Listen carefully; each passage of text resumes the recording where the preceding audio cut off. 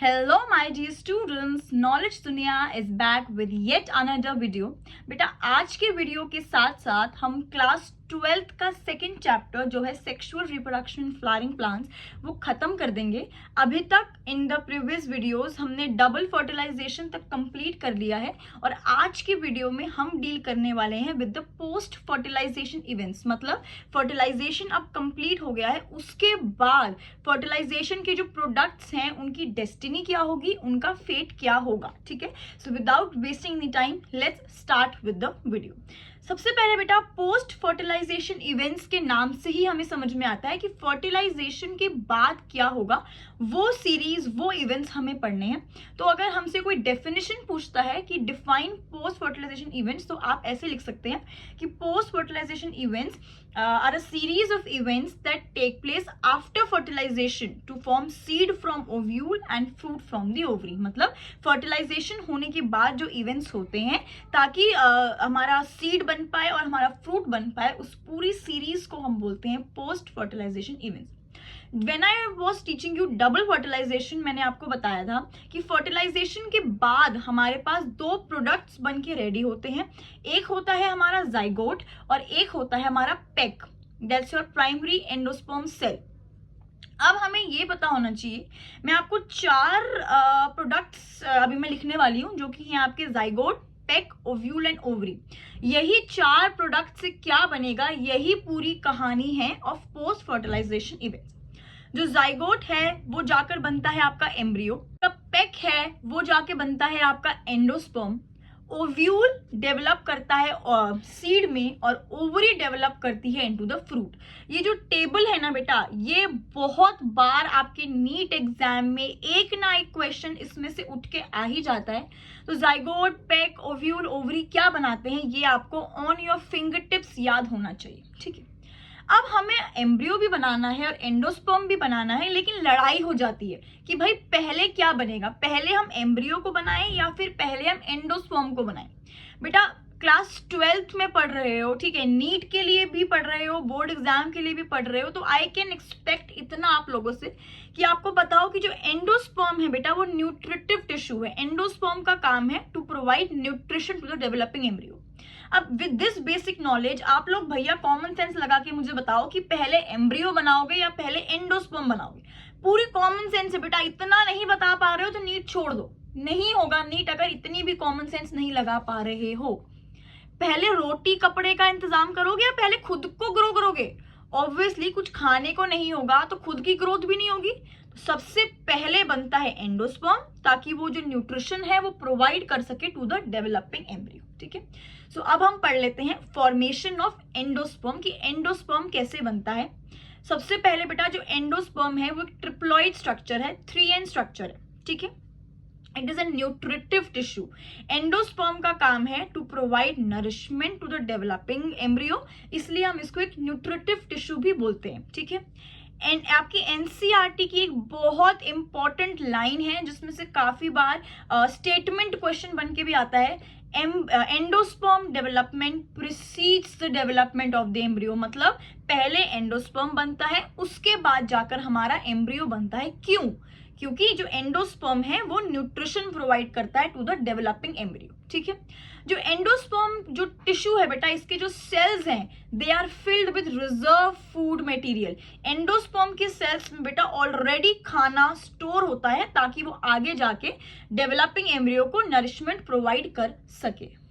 अब हम डील करते हैं with the types of endosperm. ठीक है बेटा, हमारे पास होते हैं दो टाइप के एंडोस्पर्म, एक होता है फ्री न्यूक्लियर एंडोस्पर्म और दूसरा टाइप होता है हमारे पास सेल्यूलर एंडोस्पर्म। अब इसको हम फटाफट से समझ लेते हैं कि फ्री न्यूक्लियर क्या होता है और सेल्यूलर एंडोस्पर्म क्या होता है। ठीक है, फ्री न्यूक्लियर एंडोस्पर्म बच्चे नाम से ही समझ में आ रहा है कि इसमें फ्री न्यूक्लियर डिविजन्स होंगी। कोई भी एंडोस्पर्म हो उसकी शुरुआत होती है पेक से, that's your primary endosperm cell. ठीक है, इस पेक के अंदर क्या होता है आपका PEN, that's your primary endosperm nucleus. अब इस न्यूक्लियस के अंदर हुआ हमारे पास न्यूक्लियर डिवीजन, मतलब कैरियोकाइनेसिस व्हिच मेक्स 2 न्यूक्लियस। दोबारा कैरियोकाइनेसिस हुई व्हिच मेक्स 4 न्यूक्लियस, फिर से कैरियोकाइनेसिस हुई विच मेक्स 8 न्यूक्लियस मतलब न्यूक्लियाई। तो हमारे पास ये एक मल्टी न्यूक्लिएटेड स्ट्रक्चर बन गया है, ठीक है। अभी तक सिर्फ कैरियोकाइनेसिस हुई है, ध्यान रखना, साइटोकाइनेसिस नहीं हुई है। जब हमारे पास एक मल्टी न्यूक्लिएटेड स्ट्रक्चर रेडी है तो हम इकट्ठे साइटोकाइनेसिस करवा देते हैं to form the free nuclear endosperm, ठीक है। वहीं अगर हम सेल्यूलर एंडोस्पर्म की बात करें बेटा, सेल्यूलर एंडोस्पर्म में karyokinesis is followed by cytokinesis. मतलब पहले कैरी जो हमारे पास पेन है उसमें पहले कैरियोकाइनेसिस होगा, फिर साइटोकाइनेसिस, फिर कैरियोकाइनेसिस, फिर साइटोकाइनेसिस। मतलब सब्सिक्वेंटली कैरियो और साइटोकाइनेसिस साथ साथ में चलती है to form the cellular endosperm, ठीक है। आई डोंट रिमेंबर, लेकिन बेटा काफी मतलब पहले से काफी कंसेक्यूटिव बोर्ड एग्जाम्स में ये क्वेश्चन 3 मार्क्स में आता था कि describe the development of endosperm. तो इसमें आप फ्री न्यूक्लियर एंडोस्पर्म भी डिस्क्राइब करेंगे और सेल्यूलर एंडोस्पर्म भी डिस्क्राइब करेंगे। ये डायग्राम बना के आओगे तो सोने पे सुहागा है बेटा, 3 नंबर पूरे, ठीक है। स्टिल मैं आपको यहाँ पर इसका वे ऑफ आंसरिंग बता रही हूँ कि अगर ये क्वेश्चन आता है तो आप इसको आंसर कैसे करेंगे, ठीक है। फर्स्ट पॉइंट बेटा, endosperm develops from the PEN. मैंने आपको ऑलरेडी बता दिया है कि जो एंडोस्पर्म है उसकी डेवलपमेंट स्टार्ट होती है from the primary endosperm nucleus, ठीक है। ये जो पेन है बेटा, it undergoes successive nuclear divisions. इस पेन में न्यूक्लियर डिविजन्स होती हैं to give rise to free nuclei, and this stage of endosperm development is called free nuclear endosperm, ठीक है। फ्री न्यूक्लियर एंडोस्पर्म में क्या होता है बेटा, सब्सिक्वेंटली सेल वॉल बनना शुरू होती है and then this endosperm becomes cellular, और this division of endosperm is known as cellular endosperm, ठीक है। पहले पेन्स में न्यूक्लियर डिविजन्स हुई, फ्री न्यूक्लियाई बने, इसलिए हमने बोला कि फ्री न्यूक्लियर एंडोस्पर्म है। फिर सेल वॉल बनी, साइटोकाइनेसिस हुई and then we named it as cellular endosperm, ठीक है। बेटा मोस्ट ऑफ द जो प्लांट्स हैं उसमें आपको फ्री न्यूक्लियर एंडोस्पर्म ही देखने को मिलता है, मोस्ट ऑफ द फ्लावर्स में। It's the most common type of endosperm, cellular endosperm is not that common, ठीक है। लेकिन एक ऐसा स्ट्रक्चर है बच्चे, कोकोनट वाटर। आप सबने नारियल पानी पिया होगा, नहीं पिया है तो पीना शुरू कर दो बेटा। You should keep your self hydrated. वैसे भी गर्मी बहुत है, दिल्ली की गर्मी का तो पूछो ही मत, ठीक है। नारियल पानी कुछ ऐसे दिखता है। इस नारियल के अंदर जो ग्रीन है इसके अंदर पानी होता है, लिक्विड पोर्शन, और ऊपर जो सफेद है व्हाइट मलाई होती है। सबने खाई है ना मलाई नारियल की, जिसको हम बोलते हैं व्हाइट कर्नल। बेटा ये नारियल पानी का जो पानी वाला जो लिक्विड पोर्शन है उसको हम बोलते हैं फ्री न्यूक्लियर एंडोस्पर्म, और ऊपर जो ये मलाई वाला व्हाइट कर्नल वाला सॉलिड पोर्शन है इसको हम बोलते हैं cellular endosperm. So this coconut water consists of both free nuclear endosperm as well as cellular endosperm, ठीक है। तो यहां तक तो हमारा एंडोस्पर्म बनके रेडी है। अब हमें बनाना है एम्ब्रियो, मतलब अब हमें पढ़ना है द प्रोसेस ऑफ एम्ब्रियोजेनेसिस, ठीक है। आप सभी को पता है बेटा एम्ब्रियो की जो फॉर्मेशन है वो शुरू होती है जाइगोट से। तो हमारे पास एक जाइगोट बनकर रेडी है फर्टिलाइजेशन के बाद। ये एक डिप्लॉयड स्ट्रक्चर है, 2n स्ट्रक्चर है, ठीक है। इस जाइगोट में होती है बेटा माइटोसिस, अनइक्वल माइटोसिस, जिसकी वजह से एक ऐसा स्ट्रक्चर बनता है जिसमें जो बड़ा सेल है बेटा वो उसको हम बोलते हैं सस्पेंसर सेल, और जो छोटा सेल है उसको हम बोलते हैं एम्ब्रियोनल सेल। क्या बोलते हैं? Embryonal cell. आपकी एनसीईआरटी में एक बहुत इंपॉर्टेंट गिव रीजन की लाइन मेंशन है कि बेटा जाइगोट की ना एक अडेप्टेशन होती है टू प्रोवाइड न्यूट्रिशन या nourishment to the developing embryo. जो जाइगोट होता है बेटा it divides only after a certain amount of endosperm is formed. जब तक बेटा एक सर्टेन अमाउंट का एंडोस्पर्म नहीं बनता है जाइगोट डिवाइड नहीं करता है, और यही जाइगोट की एक अडेप्टेशन है to provide nutrition to the developing embryo, ठीक है। अब हमारे पास ये जो स्ट्रक्चर बनता है बेटा इसी से हमें आगे जाकर बनाना है एम्ब्रियो। तो इस स्ट्रक्चर में हो जाती है माइटोसिस, और ये कुछ एक डम्बल शेप का, जैसे डायग्राम में दिखाया है, डम्बल शेप का स्ट्रक्चर बना लेता है, और इस पूरे स्ट्रक्चर को हम बोलते हैं प्रो एम्ब्रियो, ठीक है। एम्ब्रियो मेच्योर एम्ब्रियो बनने तक एम्ब्रियो की शेप में बहुत सारे चेंजेस आएंगे, और जो सबसे जो प्री मेच्योर जो एम्ब्रियो है उसको हम बोलते हैं प्रो एम्ब्रियो, ठीक है। अब इस डम्बल का, इस प्रो एम्ब्रियो का जो बड़ा सा पोर्शन है that is formed by suspensor cell, और जो छोटू सा बल्ब वाला पोर्शन है that is formed by the embryonal cell, ठीक है। दैट रखना बेटा, स्टार मार्क करके पढ़ना, जो डाइकॉट एम्ब्रियो होता है ना, उसका जो सस्पेंसर सेल है that is made up of 6 to 8 cells. लेकिन अगर हम मोनोगॉट एम्ब्रियो की बात करते हैं, मोनोगॉट्स में जो एम्ब्रियो का जो सस्पेंसर सेल है that is made up of only 1 cell. Dicot embryo suspensor 6 to 8 cell, monocot embryo suspensor only 1 cell, ठीक है। और ये जो एम्ब्रियोनल सेल है ये एक ऑक्टेट बना लेता है, मतलब 4 सेल्स ऊपर 4 सेल्स नीचे, कुछ ऐसे। तो इसको हम बोलते हैं कि embryonal cell is made up of 8 cells, ठीक है। अगर हम सस्पेंसर सेल की बात करें बेटा, तो इसका जो लार्जेस्ट सेल है, जो ऊपर ये बल्ब शेप का सेल है, इसको हम बोलते हैं हॉस्टोरियल। और जो स्मॉलेस्ट सेल है जो मैंने डायग्राम में मार्क किया है बेटा, इसको हम बोलते हैं हाइपोफाइसिस। और यही हाइपोफाइसिस आगे जाकर बनाता है root cap and radical tip. Suspensor cell का लार्जेस्ट सेल क्या कहलाता है? हॉस्टोरियल। स्मॉलेस्ट सेल क्या कहलाता है? हाइपोफाइसिस। तो यहां तक तो हमारी बात हो गई सस्पेंसर सेल की। अब हम बात कर लेते हैं हमारे एम्ब्रियोनल सेल की। एम्ब्रियोनल सेल का जो डायग्राम है मैंने आपको पहले ही बताया था कि इसमें 8 सेल्स बनते हैं, 4 ऊपर के सेल्स और 4 नीचे के सेल्स, ठीक है। तो एम्ब्रियोनल सेल के जो अपर 4 सेल्स हैं वो बनाते हैं रेडिकल और हाइपोकोटाइल, और जो आप लोअर के जो नीचे के जो 4 सेल्स हैं एम्ब्रियोनल सेल के वो बनाते हैं आपका प्लूम्यूल, एपिकोटाइल और कोटिलिडन्स। ध्यान रखना, ऊपर के 4 सेल रेडिकल हाइपोकोटाइल, नीचे के 4 सेल प्लूम्यूल, एपिकोटाइल और कोटिलिडन्स, ठीक है। अब बेटा मैच्योर एम्ब्रियो बनने तक एम्ब्रियो की जो शेप है वो चेंज होती रहती है। आपकी एनसीईआरटी का डायग्राम भी है, I think diagram it's figure 2.13।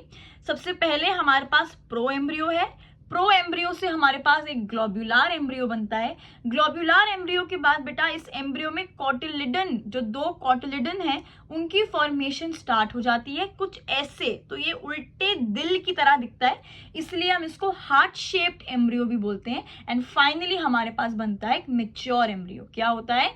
pro embryo, globular embryo, heart shaped embryo, and finally we have a mature embryo. I am reminding you again and again, ये जो पूरा embryo formation है, पूरी embryogenesis है, ये कौन से एंड पे होती है? माइक्रोपाइलर या शलाजल? Tell me fast. पूरी की पूरी embryogenesis takes place at the micropylar end. Understood? आगे बढ़ने से पहले, सीड पे जाने से पहले हम समझ लेते हैं जो कोटिलिडन्स हैं उनका स्ट्रक्चर कैसा होता है। आपकी एनसीईआरटी में I guess, I am not sure, लेकिन जहां तक मुझे पता है आपकी जो एनसीईआरटी है बेटा वो कोटिलिडन्स का स्ट्रक्चर डायग्राम के साथ डिस्क्राइब नहीं करती है, ठीक है। लेकिन ये डायग्राम नीट के पॉइंट ऑफ व्यू से इंपॉर्टेंट है, तो हम इसको फटाफट से समझ लेते हैं। सबसे पहले हमारे पास होती है एक एम्ब्रियोनल एक्सिस, कुछ इस तरह से, और इस एम्ब्रियोनल एक्सिस के राइट साइड और लेफ्ट साइड पे जाके बनते हैं हमारे 2 कोटिलिडन्स, ठीक है। ये जो एम्ब्रियोनल एक्सिस का जो ऊपर वाला पोर्शन है इसको हम बोलते हैं प्लूम्यूल, जो फ्यूचर में जाके बनाता है शूट, और जो नीचे वाला पोर्शन है इसको हम बोलते हैं रेडिकल, जो फ्यूचर में जाके बनाता है root. Plumule, shoot, radical, root, RR, ठीक है।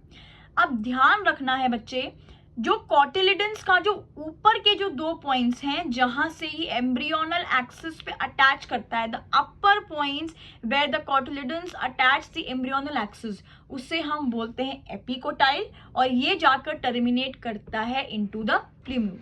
और जो लोअर के जो 2 पॉइंट्स हैं where the cotyledons attach the embryonal axis, उससे हम बोलते हैं हाइपोकोटाइल, और ये जाके टर्मिनेट करता है इनटू द रेडिकल, ठीक है।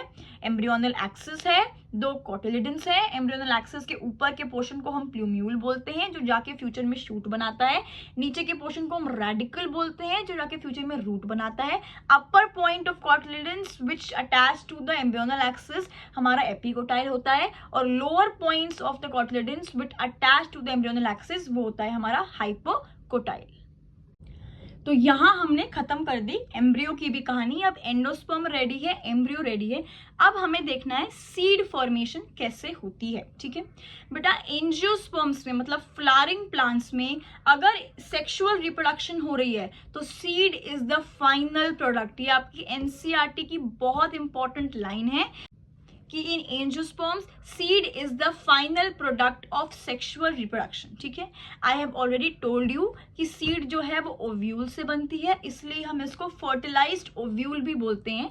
और जो सीड है बेटा, it is formed inside the fruits, ठीक है, it is formed inside the fruits. अब आपकी एनसीईआरटी कहीं ना कहीं एक छोटे से पोर्शन में दो सीड कोट्स की बात करती है। सीड कोट कह लो या फिर हम इसको इंटेग्यूमेंट भी बोलते हैं। एक सीड के पास डायग्राम में देखो, फॉर एग्जांपल ये सीड है, इसके पास दो कोटिंग होती है बेटा, दो इंटेग्यूमेंट्स होते हैं। जो इनर इंटेग्यूमेंट है उसको हम बोलते हैं टेगमेन, और जो आउटर इंटेग्यूमेंट है उसको हम बोलते हैं टेस्टा।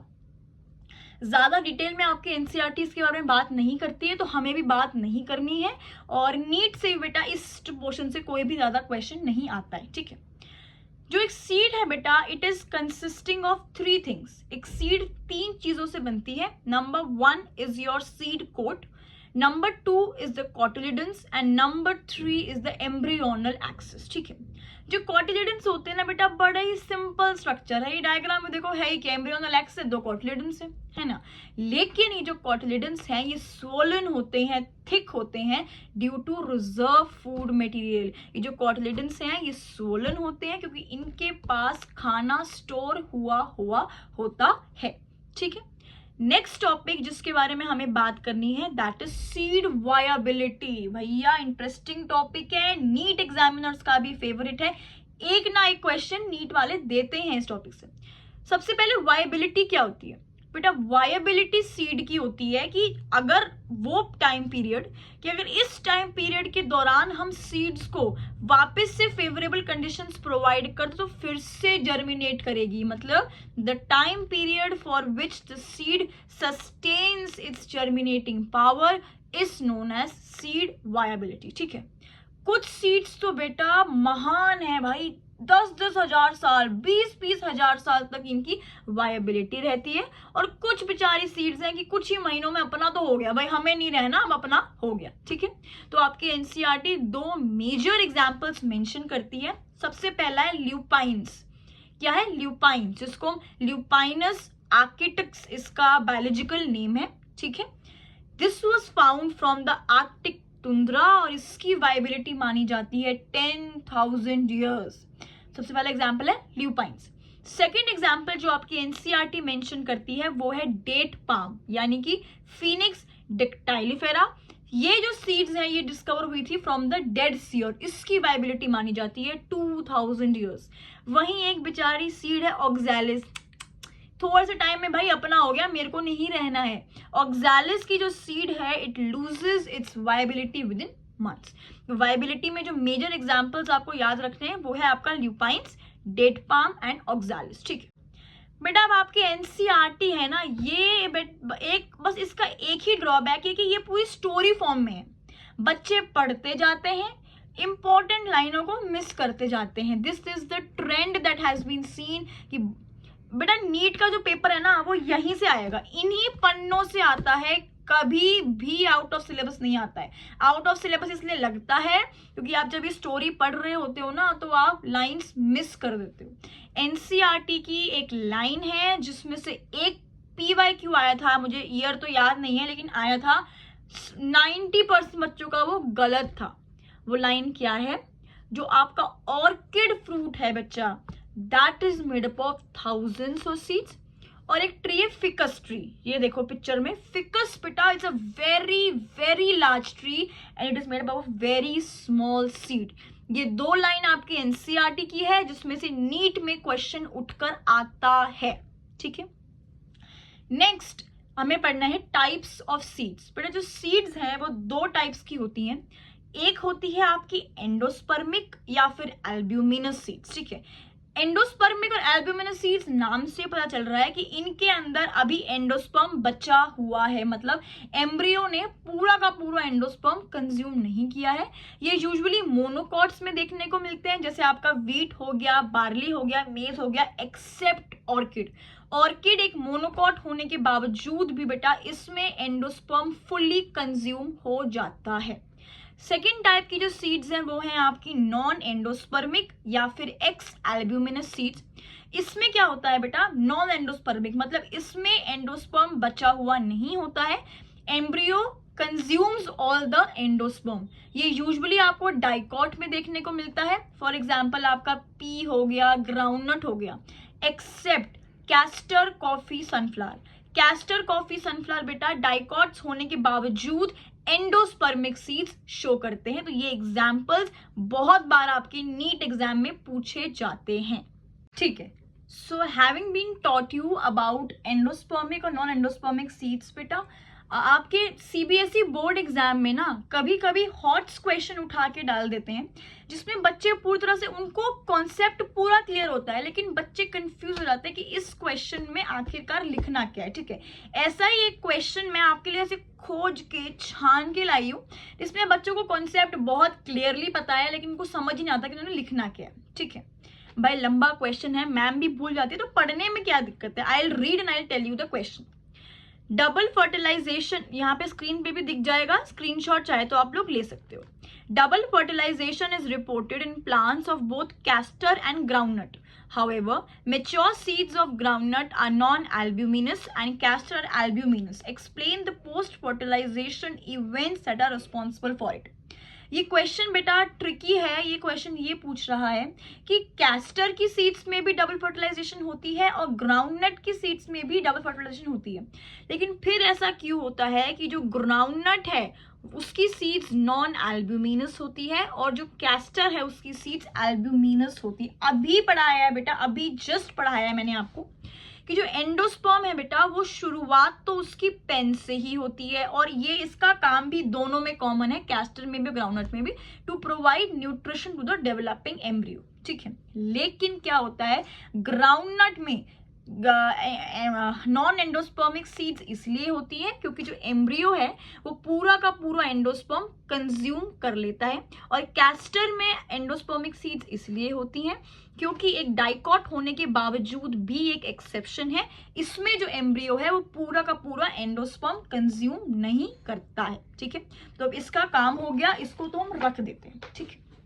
नेक्स्ट टॉपिक जो आपकी एनसीईआरटी डील करती है that is perispermic seeds. Perispermic seeds वो होती हैं बच्चे जिसके पास क्या होता है, पेरिस्पर्म होता है। पेरिस्पर्म क्या होता है, perisperm is your residual persistent nucellus, मतलब जिन सीड्स में न्यूसेलस रेसिडुअल होता है, बच जाता है, उन सीड्स को हम बोलते हैं पेरिस्पर्मिक सीड्स। और इसका एग्जाम्पल है पाइपर नाइग्रम, काली मिर्च, ब्लैक पेपर और बीट।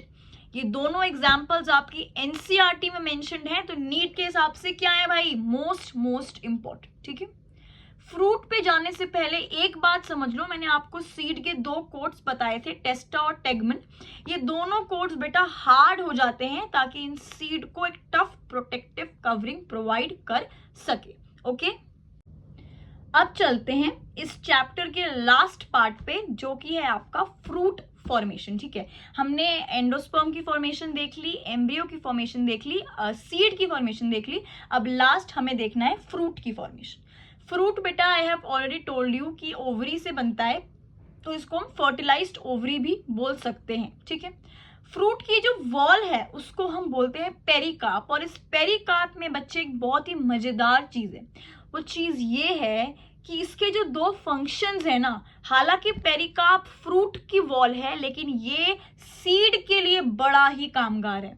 सीड को एक तो प्रोटेक्शन देता है जब तक सीड मैच्योर नहीं हो जाती है, दूसरा सीड की डिस्पर्सल में हेल्प करता है। देख रहे हो भाई जो प्लांट जो फ्लावर है कितने आपस में हेल्पफुल क्रीचर है, अनलाइक ह्यूमन बींग्स की फर्क ही नहीं पड़ता है, मरो जाकर।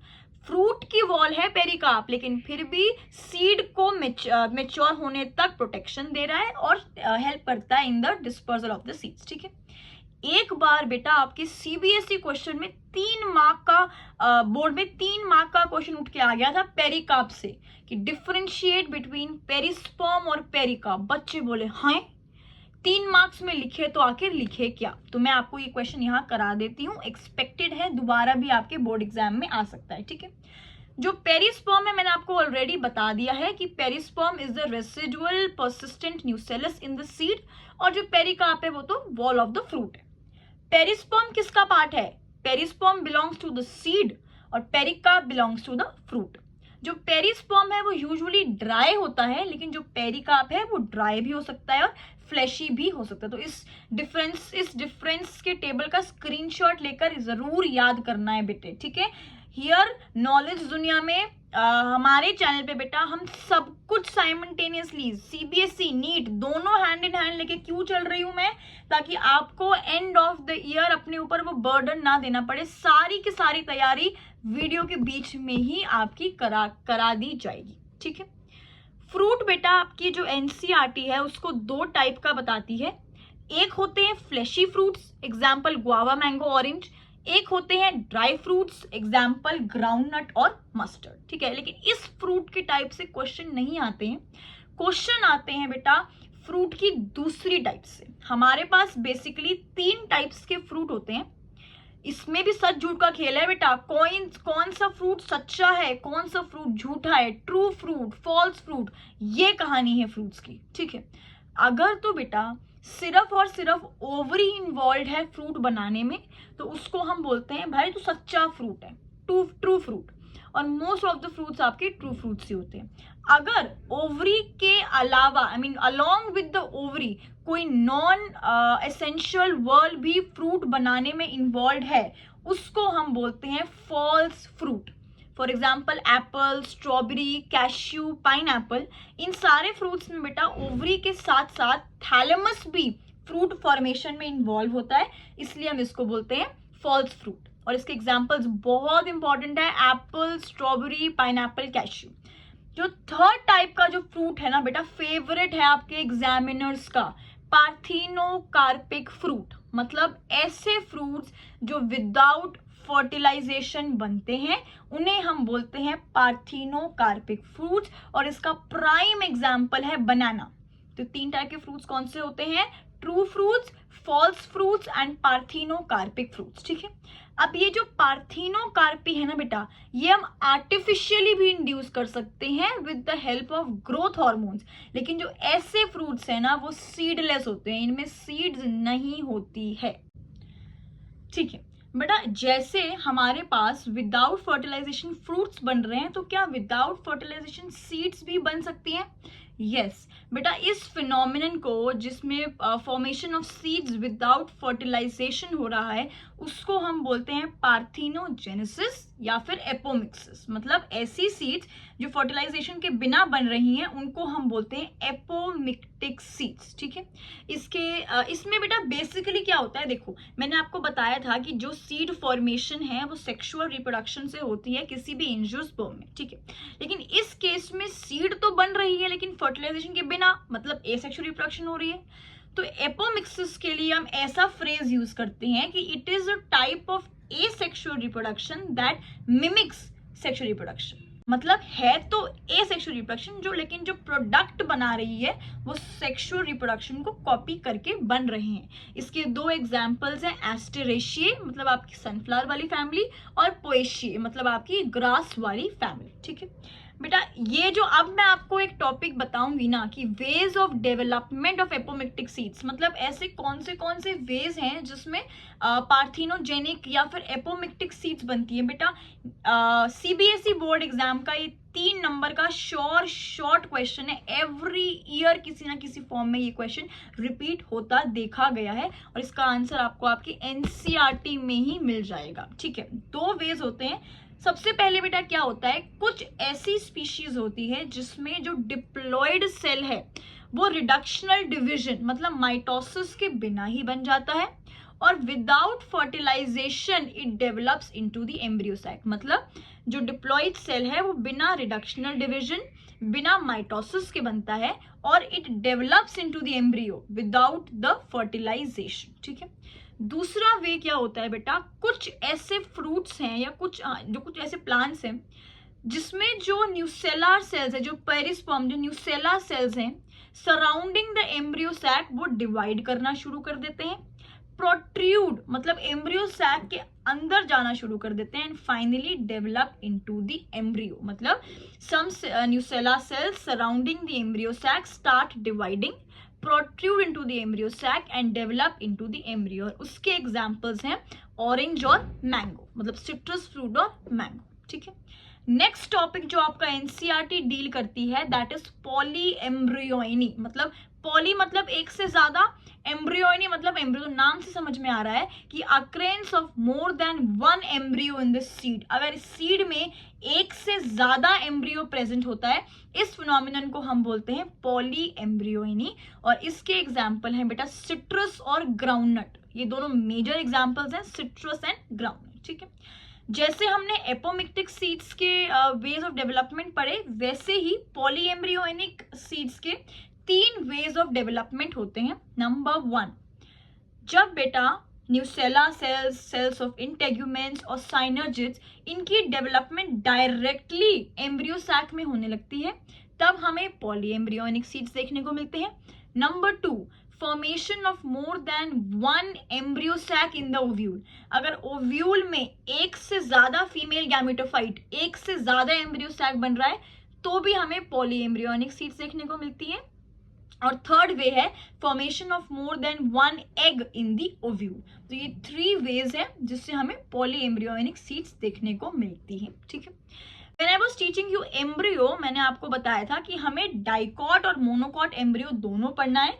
कभी कभी बेटा डाइकॉट और मोनोकॉट एम्ब्रियो के बीच में डिफरेंसेस पूछ लिए जाते हैं, तो I will be telling you 3 points of differences, बहुत बहुत इंपॉर्टेंट है। ठीक है, अगर हम मोनोकॉट एम्ब्रियो की बात करते हैं तो मोनोकॉट एम्ब्रियो में सिर्फ और सिर्फ एक ही कॉटिलिडन प्रेजेंट होता है जिसको हम बोलते हैं स्क्यूटेलम, और यही स्क्यूटेलम प्रोवाइड करता है nourishment to the developing embryo. लेकिन अगर हम डाइकॉट एम्ब्रियो की बात करें तो वहां पर हमारे पास 2 कॉटिलिडन प्रेजेंट होते हैं। ठीक है, मोनोकॉट एम्ब्रियो में बेटा मैंने आपको बताया था जब मैं आपको एम्ब्रियो पढ़ा रही थी कि जो सस्पेंसर सेल है मोनोकॉट एम्ब्रियो में सिर्फ और सिर्फ 1 सेल स्ट्रक्चर होता है, लेकिन डाइकॉट एम्ब्रियो में जो सस्पेंसर सेल है 6 to 8 सेल से बना हुआ होता है। ठीक है, अगर हम मोनोकॉट एम्ब्रियो की बात करें तो इसके प्लूम्यूल पे एक प्रोटेक्टिव कवरिंग होती है कॉलियोप्टाइल, कॉलियोप्टाइल प्लूम्यूल, और रेडिकल में भी एक प्रोटेक्टिव कवरिंग होती है कॉलियोराइजा। लेकिन ऐसी कोई भी प्रोटेक्टिव कवरिंग डाइकॉट एम्ब्रियो में देखने को नहीं मिलती है। तो ये जो स्लाइड है ये भी आपके सीबीएसई बोर्ड एग्जाम के पॉइंट ऑफ व्यू से इंपॉर्टेंट है।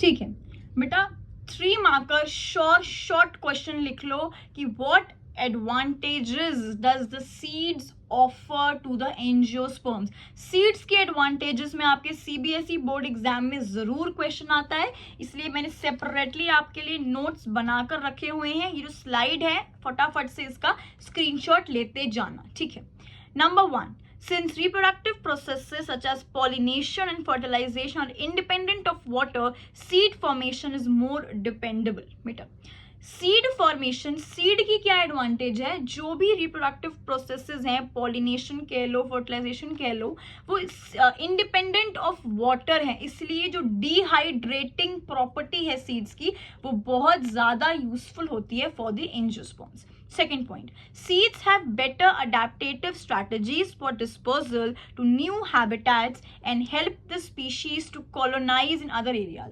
जो seeds की जो adaptability, adaptive जो strength है बेटा वो बहुत ज़्यादा है, तो अगर इनको अच्छी और proper germinating conditions provide की जाएं तो seeds plant को help करती हैं new habitat में जाके grow करने के लिए। Third advantage, as seeds have sufficient food reserves, young seedlings are nourished until they are capable of photosynthesis on their own। Since seeds के पास बेटा cotyledons होते हैं और cotyledons में reserve food material present होता है, तो जो young seedlings हैं बेटा वो उनको nourishment मिलता है seeds से until वो बड़ी होकर photosynthesis perform करने नहीं लगती हैं। Fourth advantage, the hard seed coat provides protection of young embryo।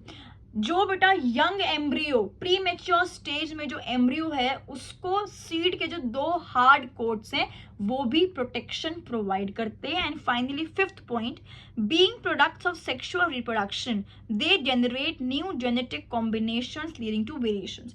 Since बेटा जो सीड्स हैं, जो नॉर्मल सीड्स हैं, मैं पार्थिनोजेनिक सीड्स की बात नहीं कर रही, जो नॉर्मल सीड्स हैं वो सेक्सुअल रिप्रोडक्शन से बनती हैं, दोनों पेरेंट्स की जीन्स होती हैं, इसलिए जेनेटिक कॉम्बिनेशन की वजह से seeds lead to new variations. तो ये स्लाइड बहुत इंपॉर्टेंट है, एवरी ईयर ये क्वेश्चन आपके सीबीएसई बोर्ड एग्जाम में आता है बेटा। सो इसको बाय हार्ट याद कर लेना, मैंने आपको समझा भी दिया है। And these 5 points are not very difficult, अपनी लैंग्वेज में भी आप लिखकर आ सकते हो।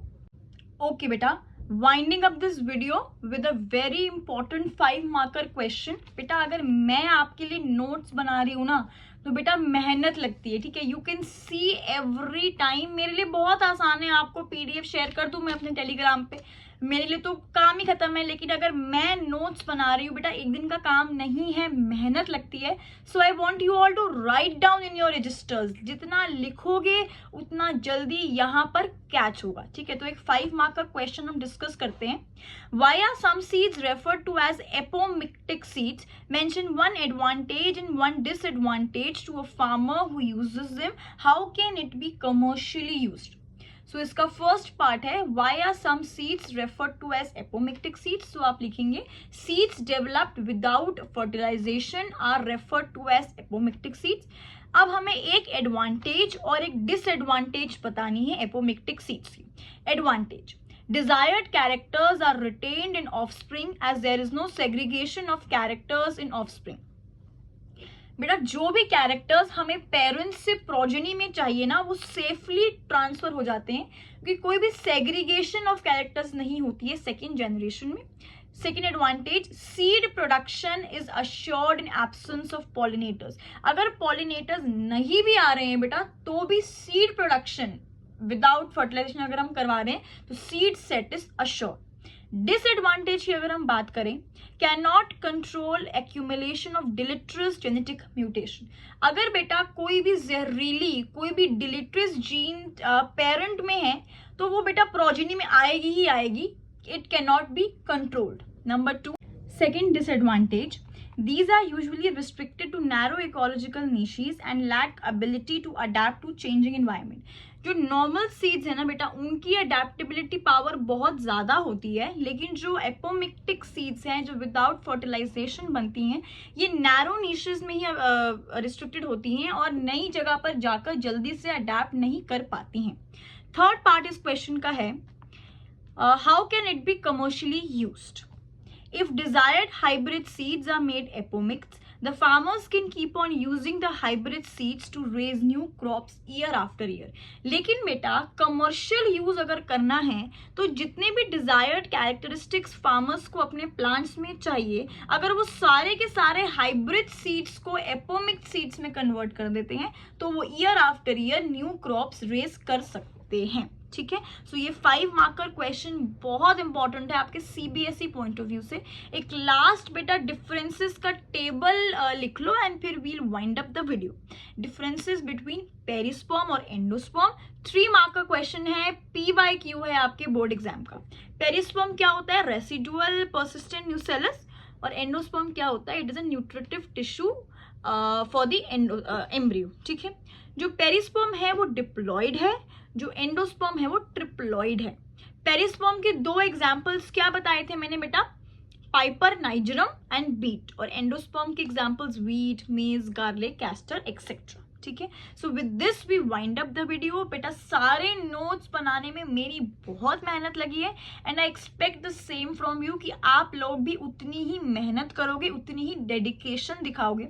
ये पूरी वीडियो बेटा आपका कंप्लीट पैकेज है, इसके बाद नीट के लिए पढ़ने की जरूरत नहीं है, सीबीएसई बोर्ड्स के लिए कोई गाइड लेने की जरूरत नहीं है, एनसीईआरटी भी दोबारा बेशक से मत पढ़ो। This video makes you capable कि आप नीट का पेपर दो, रैंक लेकर आओ और सीबीएसई में भी बहुत अच्छे मार्क्स आप स्कोर करो। दैट इज वाई मैं हमेशा कंबाइंड वीडियोस बनाती हूँ ताकि आपका जो टाइम है वो बच जाए, आपको सीबीएसई के लिए अलग से टाइम देने की जरूरत नहीं है। यहीं के यहीं आपको नीट के लिए भी और सीबीएसई के लिए भी प्रिपेयर कर कर भेजा जाता है। We'll be back on the same channel with a new chapter, new class. Till then take care मेरे बच्चों।